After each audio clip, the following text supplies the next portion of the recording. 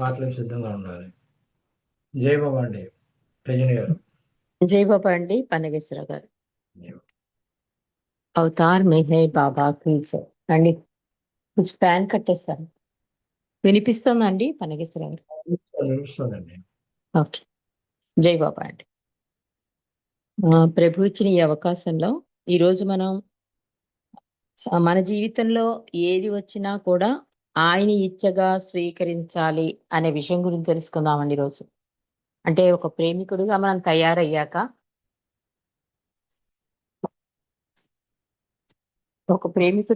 తయారయ్యాక ఆయన ఇచ్చని కంపల్సరీ స్వీకరించాలి. కానీ మనం అలా చేయటం లేదు. బాబా అందుకే ఏమన్నారంటే, నేను కోరుకునేదే మీరు కోరుకోండి అన్నారు.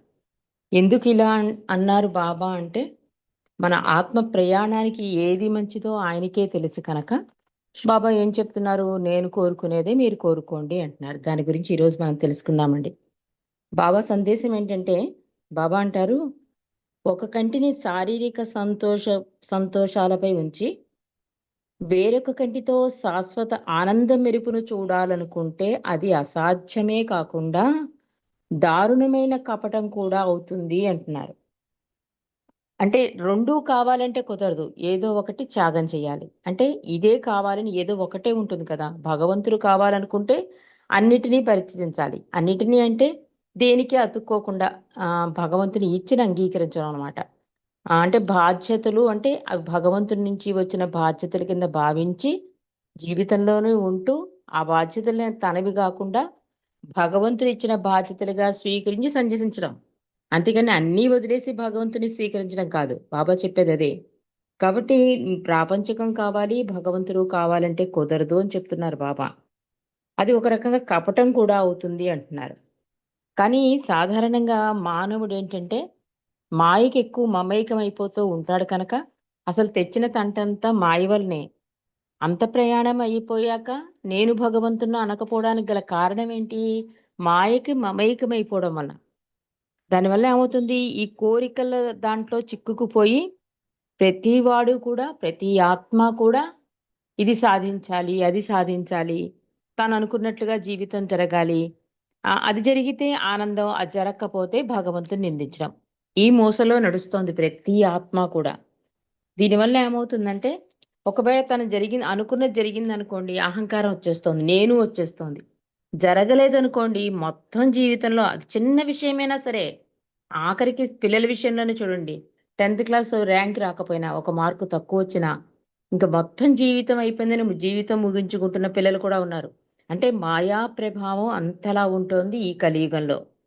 కాబట్టి బాబా అంటారు, ఈ మనిషి ఎప్పుడూ కూడా ఆలోచించటం లేదు. అతడు ఆలోచిస్తే అంటే పెద్దలు కూడా మనకి హెచ్చరిక చేస్తూ ఉంటారు, పూర్వజన్మ కర్మ ఫలము అని. ఆ కర్మ ఫలాన్ని అంటే పూర్వజన్మలో ఆ తన కర్మ ఫలాన్ని తాను అనుభవిస్తున్నాడనే పరమ సత్యాన్ని గ్రహించలేకపోతున్నాడు మానవుడు అంటున్నారు. ఎందుకంటే కర్మ శాసనం ప్రకారమే గత జన్మలో గడిపిన జీవనమే ఈ జన్మలో మన జీవితం యొక్క రూపురేఖలు నిర్ణయిస్తుంది. బాబా చెప్పిందే ఇది. కాబట్టి గత జన్మ యొక్క తాలూకా ఆ సంస్కారాల భారం. అందుకే బాబా ఎక్కువ ఏం చెప్పేవారు, నా సాన్నిధ్యంలో గడపండి, నా సాన్నిధ్యంలో గడుపుతున్నా మీ మనసుని వదిలేయద్దు, నా మీదే ఏకాగ్రత వహించండి. దీనివల్ల ఏమవుతాయంటే పాత సంస్కారాలు ఖర్చు అవడం, కొత్త సంస్కారాలు యాడ్ అవ్వవు మన అకౌంట్లో. అందువల్ల బాబా కూడా నా సమక్షంలో గడిపే క్షణాలే పనికొచ్చేవి, మిగిలినవన్నీ డస్ట్బిన్తో సమానం అనడానికి కూడా కారణం అది. అదేమవుతుందంటే సంస్కార బంధనం అయిపోయి మళ్ళీ జన్మకి పునాది అయిపోతుంది ప్రతి కర్మ. అందుకే నువ్వు చేసే ప్రతి పని నాకు అర్పణ చెయ్యి, నన్ను నిత్య సహచరుని చేసుకో, నీ ఊపిరి కన్నా దగ్గరగా ఉన్నాను, నా మీద పూర్తిగా ఆధారపడి జీవించు. ఇవన్నీ బాబా అనడానికి కారణం ఏంటంటే, ఒక ఆత్మ యొక్క ప్రయాణాన్ని సరైన మార్గంలో పెట్టడానికి ప్రభు ప్రయత్నిస్తూ ఉంటాడు. ఎప్పుడు కిందకి దిగి వచ్చినా ఆయన ఆయన కర్తవ్యంగా బాధ్యతగా తీసుకుంటాడు. కాబట్టి బాబా ఏం చెప్తున్నారు, గత జన్మలో గడిపిన జీవనమే ఈ జన్మలో మీ జీవితం యొక్క రూపురేఖలు నిర్ణయిస్తుంది అంటున్నారు. కానీ మానవుడు ఒక పక్క భగవంతుడు సర్వజ్ఞుడు, ఆయన ఏది చేసినా మన మంచికే చేస్తాడని విశ్వసిస్తూనే మరొక పక్క తాను కోరుకున్న విధంగా జరగాలని తప్పిస్తాడు. చూసారా? ఇక్కడ మళ్ళీ అక్కడ నేనుయే ఉంటుంది. అంటాం మాట వరుసకి బాబా ఇచ్చండి, బాబా ఇచ్చే ప్రకారం జరిగిందండి అంటాం. అది ఎప్పుడు సుఖంగా ఉన్నంతసేపు, కంఫర్ట్ జోన్ లో ఉన్నంతసేపు. కానీ ప్రతి ఆత్మ గమ్యాన్ని చేరుకోవాలనే ఏకైక ఉద్దేశంతో భగవంతుడు ఏ ఆత్మకు ఏది అవసరమో అదే ఇస్తాడు అని చెప్తున్నారు బాబా. భగవంతునికి ప్రతి ఆత్మ యొక్క ప్రయాణంలోని ఆరంభం నుండి అంతం వరకు తెరిచిన పుస్తకం వంటిది. స్కాన్ తీసేస్తారనే వారు చూడండి, మండలి వాళ్ళు బాబా ఎదురు నించోవాలంటే అంటే పూర్తి స్కాన్ తీసేస్తాడు. అంటే లోపల కింద జన్మ అసలు ఆత్మ పరమాత్మ నుండి విడిపడ్డాక చేసిన ప్రయాణం అంతా ఆయనకి తెరిచి ఉంచిన పుస్తకంట. కాబట్టి మానవుడు పరిమితులకు లోబడి ఉన్న కారణంగా కేవలం ఈ జన్మ గురించి మాత్రమే ఆలోచించగలడు. కాబట్టి ఏం చేస్తున్నాడు వాడు? కోరికల ద్వారా ఈ ప్రపంచపు సుఖ సౌఖ్యాలను ఈ జన్మలోనే పొందాలని అనుకుంటాడు. అంటే ఈ జన్మలోనే అనుకుంటున్నాడు, కానీ అది లాస్ట్ జన్మది, ముందు జన్మది అన్నీ కలగలిసి ఉంటుంది ఆత్మ ప్రయాణం. కానీ అది తెలియక వాడు ఏం చేస్తాడంటే, ఇక్కడే మనకు ఫర్ ఎగ్జాంపుల్ చెప్తూ ఉంటారు నాగేశ్వరరావు గారు. మనం మెహరాబాద్ వెళ్ళాలనుకోండి, హైదరాబాద్ లో ట్రైన్ ఆగుతుంది. ఆగినప్పుడు ఏ కూల్ డ్రింకో టిఫిన్కో నువ్వు దిగుతావు. దిగిపోయి అక్కడ షాపింగ్ మాల్ బాగుందని ఉండిపోవు కదా. మళ్ళీ వెంటనే ఆ ట్రైన్ ఎక్కాలి. నీ గమ్యం ఏంటి? మెహరాబాదు. కానీ అక్కడ ఉండిపోయావనుకో ట్రైన్ మిస్ అయిపోతుంది, నీ గమ్యం అంతా అగమ్య గోచరం అయిపోతుంది అని నాగేశ్వరరావు గారు చెప్తూ ఉంటారు.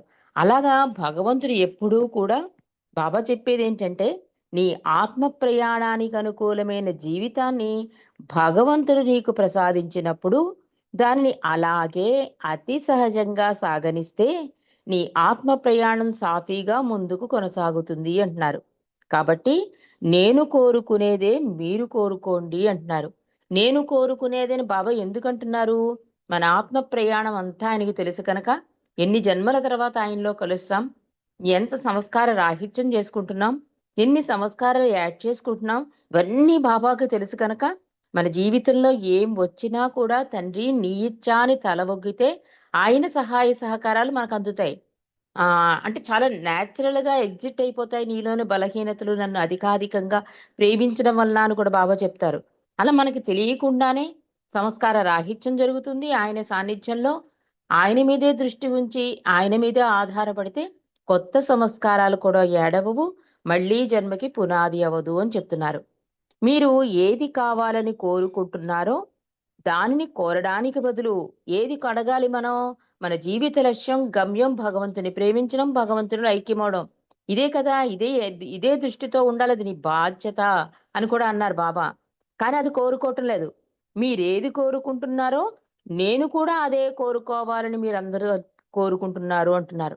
అంటే మనలో కోరికలు ఉంటాయి కదా. ఆ ఏదో ఒక కోరికను బాబా ముందు పెట్టేసి, అది ఒకవేళ బాబా ఎస్ అంటే కనుక బాబా కూడా ఇదే కోరుకుంటున్నారు అని చెప్తాం మనం. అంటే మనకు అనువుగా ఉన్నట్టుగా మార్చేసుకుంటాం. కానీ బాబా అంటున్నారు, మీరు అది నేను ఒకవేళ మీ కోరిక తీరిందనుకోండి, నన్ను ఒప్పించైనా సరే మీరు సంతోషపడేలా చేస్తారు అంటున్నారు బాబా. అలా ఎప్పుడూ కాదు అంటున్నారు. నేను కోరుకునేదే మీరు కోరుకోవడం అంత సులభం కాదు అని చెప్తున్నారు. అంటే మనం ఏమనుకుంటామంటే బాబా సమక్షంలో ఉంటూ కూడా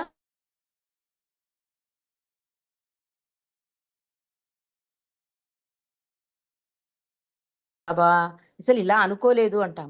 ఒకవేళ అది బాగా జరిగింది అనుకోండి, బాబా ఇచ్చండి నా చేత అంత బ్రహ్మాండంగా చేయించారు అంటాం. అది కొంచెం కంఫర్ట్ లేకపోతే బాబా మీద నెపం వేసేస్తాం. అందుకని బాబా ఏమంటున్నారంటే, ఎప్పుడూ కూడా నేను కోరుకునేదే మీరు కోరుకోవడం చాలా కష్టం అంటున్నారు. ఎలాగా? బాబా ఏం కోరుకుంటున్నారు? మన ఆత్మ ప్రయాణానికి సుగమం అయ్యే ఏది ఇచ్చినా కూడా జీవితంలో యాక్సెప్ట్ చెయ్యి అంటున్నాడు. మనం ఏమంటాం? కాస్త బాధ వచ్చినా, కష్టం వచ్చినా, అనారోగ్యం వచ్చినా తీసేయి తీసేయి తీసేయి బాబా అంటాం. కానీ దాన్ని భరించు అంటున్నాడు. ఎప్పుడూ నువ్వు అధికాధికంగా భగవంతుని ప్రేమిస్తే తండ్రి అండ నాకుందనే ధైర్యంతో ఆ కష్టాన్ని, ఆ బాధని అధిగమించగలుగుతావు అంటున్నారు. కానీ మనం అలా చేయటం లేదు. అందుకని బాబా అంటున్నది "ఇది మీకు చాలా కష్టం అంటున్నారు. అందుకే బాబా ఏమన్నారు? నన్ను ప్రేమించవలసిన రీతిలో మీరు నన్ను ప్రేమించడం కుదరటం లేదు, మీకు అది అసాధ్యం అని కూడా బాబా అంటున్నారు. ఇవంతా దేని వలన? బాబా అనుకున్నట్లుగా అంతకన్నా సింపుల్ గా చెప్పాలంటే మై విష్ అండి. మై విష్ ఎందుకు బాబా ఇచ్చారు? ఇది నా ఆజ్ఞ, నా ప్రేమికుడు అన్నవాడు ఇది కంపల్సరీ ఆచరించాలి. అందుకే మై విష్ ఎప్పుడూ కూడా మనకి అది ఒక ఆత్మ ప్రయాణానికి సుగమనం చేయడానికి ఇచ్చిన అద్భుత సందేశం అండి. అంటే ఒక ప్రేమికుడుగా, అంటే నువ్వు ఒక భక్తుడిగానో లేకపోతే బాబాని పూజించేవాడిగా కాదు, ఒక ప్రేమికుడుగా నువ్వు తయారవ్వాలంటే మై విష్ అన్ని కూడా పాటించాలి. అందుకని బాబా ఏం చెప్తున్నారు? నేను కోరుకునేదే మీరు కోరుకోవడం సులభం కాదు, నన్ను ప్రేమించవలసిన రీతిలో మీరు నన్ను ప్రేమించడం అసాధ్యం అని చెప్తున్నారు. కాబట్టి నేనేం చెబుతున్నాను అంటే, మీకు నా ఎడల తీవ్రమైన ప్రేమ ఉన్నప్పుడు మాత్రమే నేను కోరుకున్నట్లు నన్ను ప్రేమించవలసిన రీతిగా ప్రేమించడానికి, నేను కోరుకున్నట్లు కోరుకోవడానికి విధేయులవుతారు అంటున్నారు. ఈ అధికాధికమైన ప్రేమ ఏమవుతుందండి? తండ్రి నీ ఇచ్చా అని తల ఒగ్గడానికి అవకాశం అవుతుంది అని చెప్తున్నారు. అన్నిట్లికి మూలాధారం ప్రేమ అంటున్నారు. అందుకే మండలి ప్రార్థనలో అధికాధికంగా అని పెట్టింది కూడా కారణం అది. ఈ అధికాధికమైన ఏమవుతుందండి? ఆయన ఇచ్చే ఏదైతే అంటే మొత్తం మై విష్ అంతా పాటించడానికి అవకాశం కలుగుతుంది ప్రేమికుడికి. నా ప్రేమికుడు అన్నవాడు ఇది ఆచరించి తీరాలి, ఇది నా ఆర్డర్ అని కూడా చెప్పారు మై విష్కి. కాబట్టి అచంచలమైన విశ్వాసం, ప్రేమ, ఆరాధనా భావంతో నా దివ్య ప్రేమను కృపను పొందాలనే తపనతో నన్ను ఆశ్రయించండి. ఎన్నిసార్లు బాబా చెప్పి ఉంటారో. హైయెస్ట్ ఆఫ్ ది హైలో కూడా మీ చేతులు పైకెత్తారు అంటే అది దేనినో ఆశించి కాదు, నన్ను ఎలుగెత్తి హృదయపూర్వకంగా ప్రార్థించడానికి అని చెప్పారు బాబా. ఇక్కడ బాబా కూడా ఏం చెప్తున్నారు? ఈ ప్రేమ, ఆరాధన, దివ్య ప్రేమ, కృప, ఇవన్నీ ఈ తపన ఇవి పొందాలనే తపనతో నన్ను ఆశ్రయించండి. ఎలాంటి ప్రాపంచిక లాభాన్ని ఆశించి నన్ను ఆశ్రయించకూడదన్న విషయాన్ని మీరు ఎప్పుడూ గుర్తించుకోండి అన్నారు బాబా. కాబట్టి నా ప్రేమను అందుకోవడానికే నా వద్దకు రండి తప్ప మరి ఏ ఇతర కోరికల కోసం నా వద్దకు రావద్దు అని చాలా ఖచ్చితంగా బాబా చెప్పేశారు.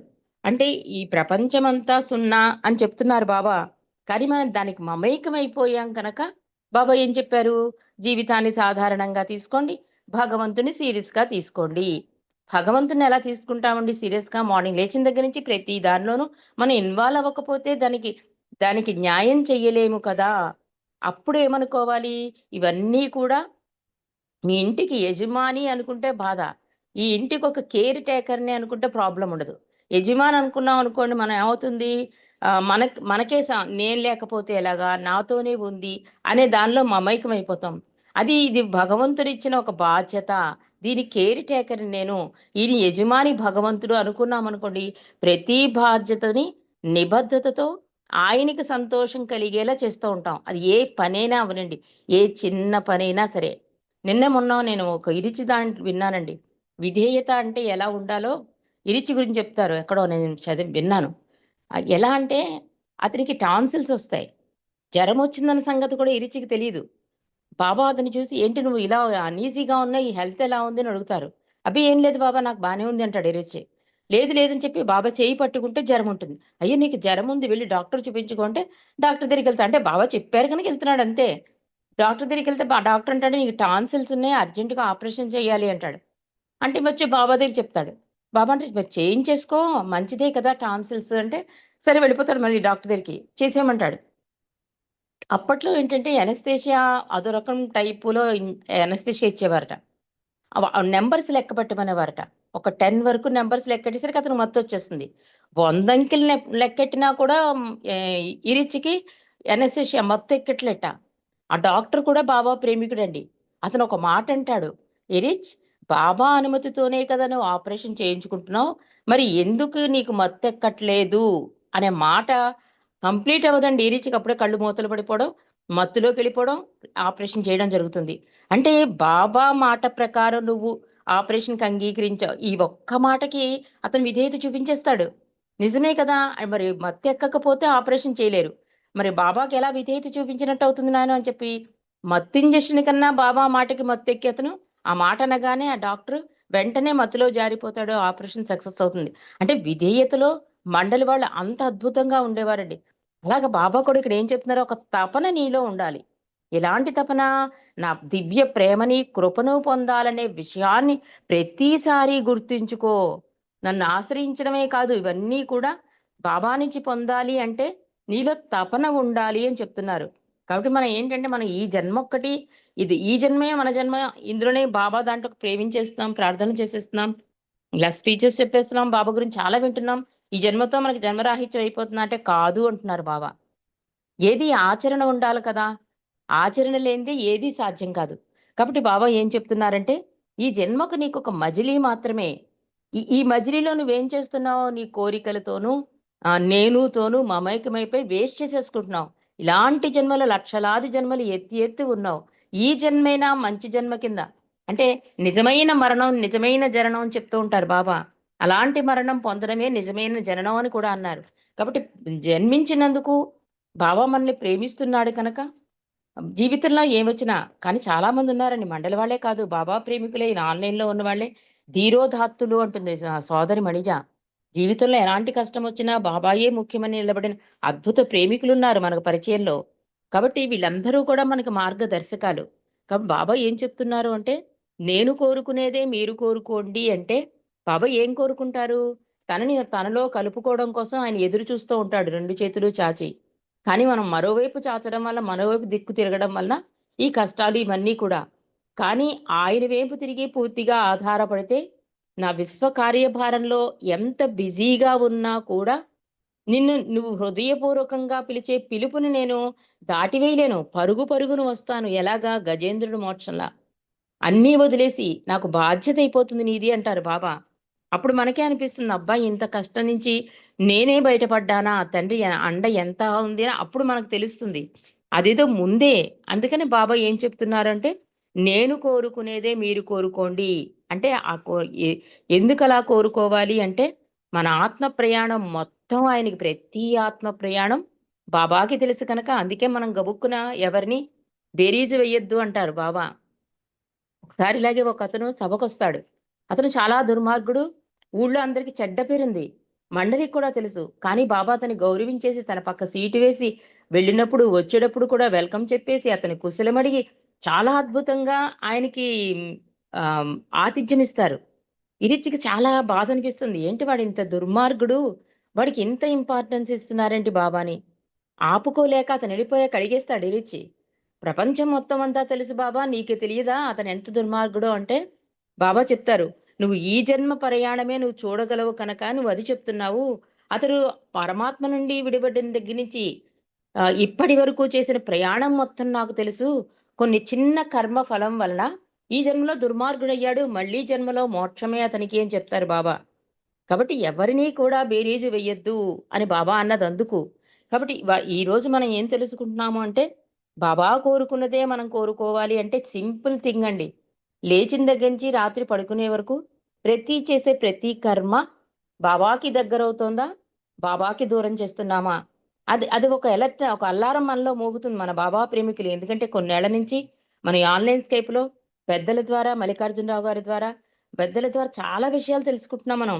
అసలు మనమేంటి, మన ఆత్మ ఏంటి, మన ప్రయాణం ఏంటి, అసలు ఎందుకు వచ్చాం, ఎలా ఉండాలి. నిన్న చాలా అద్భుతంగా మాట్లాడారు మల్లికార్జునరావు గారు జై మెహర్ బాబాలో. లక్షలు లక్షలు ఖర్చు పెట్టేసి ఎక్కడెక్కడికో వెళ్ళిపోతున్నాం మనం. ఉన్న ప్లేస్ లోనే బాబాని చూసి ఆ డబ్బేదో లేని వాళ్ళకి సహాయం చేస్తే బాబా చాలా సంతోషిస్తారు. చాలా అద్భుతమైన విషయం అండి. ఎప్పుడు నేను చూడాలి, నేను వెళ్ళిపోయి ఎంజాయ్ చేసేయాలి, నేను ఇన్ని సెంటర్లు చూశాను, నేను ఇన్ని అమెరికా వెళ్ళాను, ఇది కాదు బాబాకి సంతోషం అని చెప్పారు. మనం నిజంగా ప్రేమికులు అయితే బాబా సంతోషాన్ని కోరుకుంటే మనకు ఉన్న దాంతో తృప్తి పడి ఇది లోపల, ఇది ఎప్పటి నుంచో పూర్వకాలం నుంచి వచ్చిందే. తోటలో అరటిపళ్ళు పండితే అండి మనకున్నది ఉంచేసుకుని మిగిలిన చుట్టుపక్కల వాళ్ళందరికీ పంచేవారు. ఉంచేసుకోవచ్చు కదా, మనవలకి మునిమనవలకి కూడా అలా ఉంచుకునేవారు కాదు పెద్దలు. అంటే అది అప్పటి నుంచే ఉంది ఆ కల్చరు. బాబా కూడా కొత్తగా చెప్పిందే లేదు, నేను చెప్పేది పాతదే అన్నది అందుకు. అంటే మనకున్న దానితో తృప్తి చెంది ఎక్స్ట్రా ఉన్నదే పోని, ఎక్స్ట్రా ఉన్నదే నువ్వు లేని వాళ్ళకి సహాయం చెయ్యి, అప్పుడు నేను చాలా సంతోషిస్తాను. అలాంటి నిస్వార్థ సేవ కూడా భగవంతుని ప్రేమించడమే అంటున్నారు. ఇవన్నీ కూడా మనం చాలా జాగ్రత్తగా వేసే ప్రతి అడుగు, చేసే ప్రతి ఆలోచన బాబాకి దగ్గర వెళ్తుందా, బాబాకి దూరం వెళ్తుందా, ఈ ఒక్కటి మనం జ్ఞాపకం పెట్టుకోవాలండి. మనం చాలా మంది అనేస్తాం, జీవితంలో కష్టాలు వచ్చాయనుకోండి, బాబా యొక్క విశ్వ కార్యక్రమంలో నన్ను వాడుకుంటున్నాడండి అంటాం. అది చాలా పెద్ద పొరపాటు అంటున్నాడు ఇరిచి.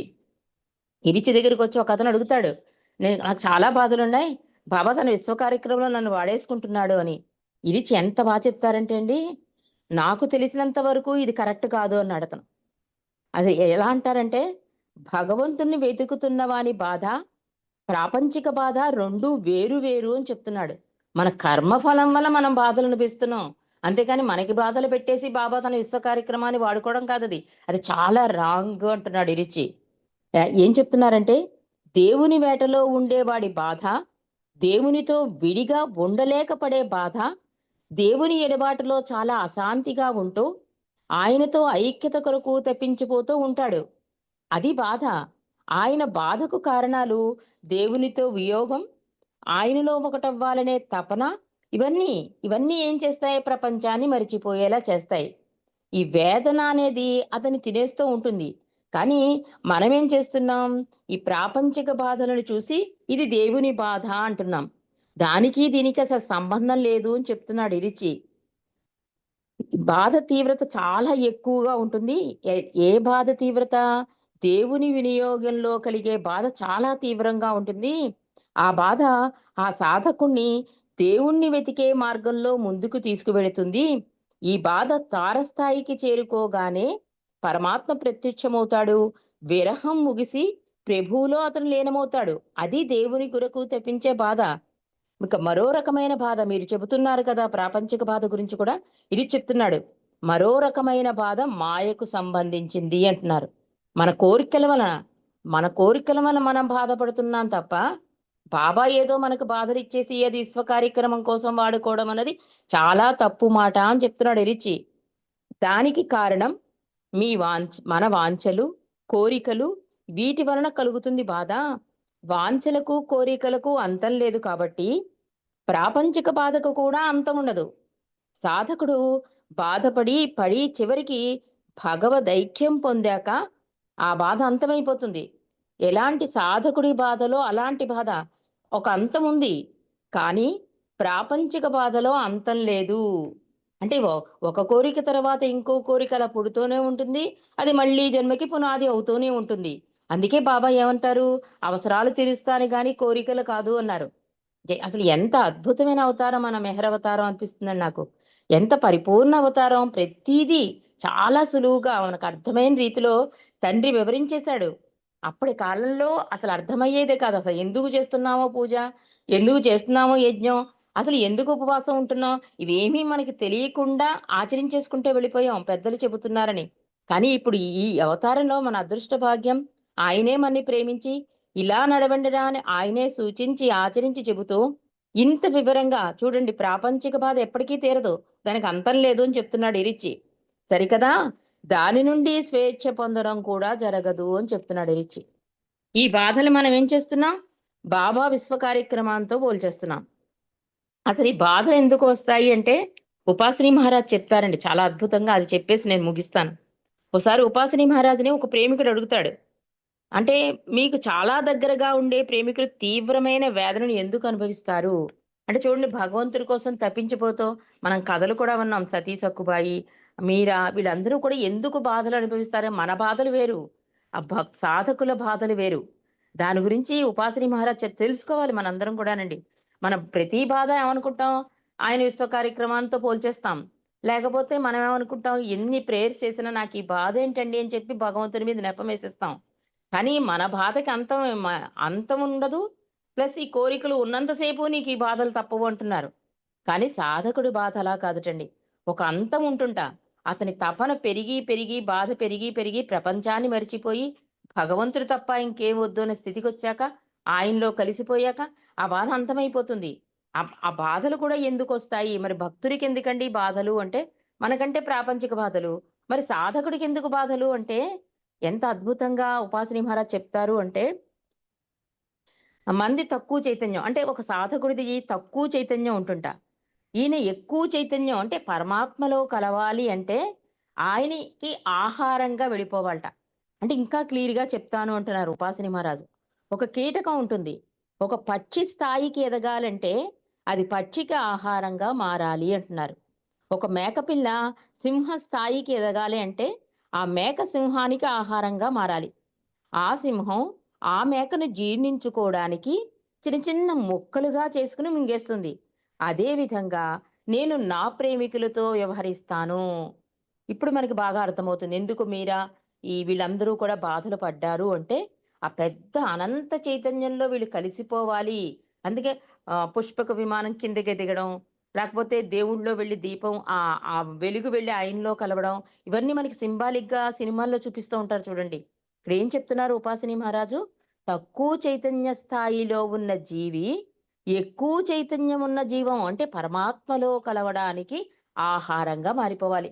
ఆహారంగా మారిపోవాలంటే ఒక మేకపిల్ల సింహం స్థాయికి ఎదగాలి అంటే సింహానికి ఆహారంగా వెళ్ళిపోవాలి. అప్పుడు సింహం ఏం చేస్తుంది? డైరెక్ట్ మేకపిల్లని మింగేయలేదు కదా! ముక్కలు ముక్కలుగా చేసుకుని మింగేస్తుంది.